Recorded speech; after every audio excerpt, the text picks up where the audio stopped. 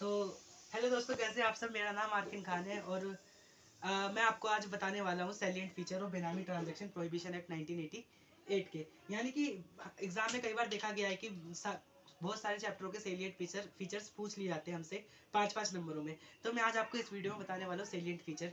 तो हम शुरू कर रहे हैं बेनामी ट्रांजैक्शन प्रोहिबिशन एक्ट से।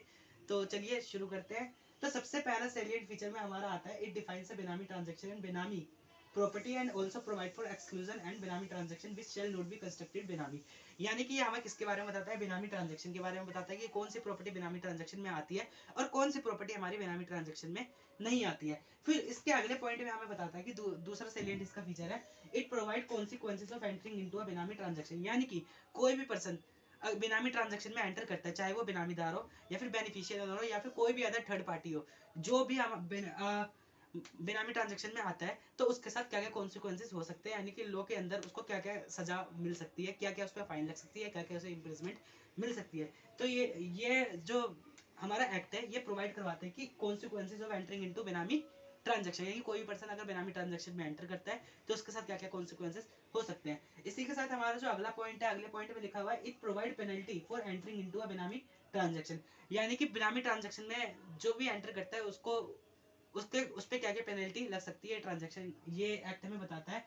And for furnishing any false document, यानी कि कोई भी एनी फॉल्स यानी कि कोई भी गलत डॉक्यूमेंट बेनामी ट्रांजैक्शन में देता है तो उसके साथ क्या क्या कॉन्सिक्वेंसेस हो सकते हैं in any proceeding under the bill. यानी कि बिल के अंदर अंदर या फिर इस एक्ट के अंदर अंदर कोई भी ट्रांजैक्शन करते हुए कोई भी गलत डॉक्यूमेंट जमा कराता है या फिर कोई भी फर्जी या फिर नकली डॉक्यूमेंट जमा कराता है तो उसके साथ साथ साथ क्या क्या कॉन्सिक्वेंसेस हो सकते हैं ट्रांजैक्शन, ये एक्ट हमें प्रोवाइड। तो हमारा अगला सैलिएंट फीचर ये है कि it lay down the procedure for determination and related penal consequences in the case of prohibited बेनामी ट्रांजैक्शन। देखिए इसको ऐसे समझते हैं कि ये procedure of determination and related penal consequences provide करवाता है किस केस में, प्रोहिबिटेड बेनामी ट्रांजैक्शन में। यानी कि जो भी प्रोहिबिटेड बेनामी ट्रांजैक्शन है उसके कॉन्सिक्वेंसेस क्या हो सकते हैं और उसके क्या क्या पीनल प्रोविजंस है, ये एक्ट हमें प्रोवाइड करवाता है। फिर उसके बाद हमारा अगला सेलिएंट फीचर है, it provide for transfer of any suit proceeding and respect of benami transaction pending in any court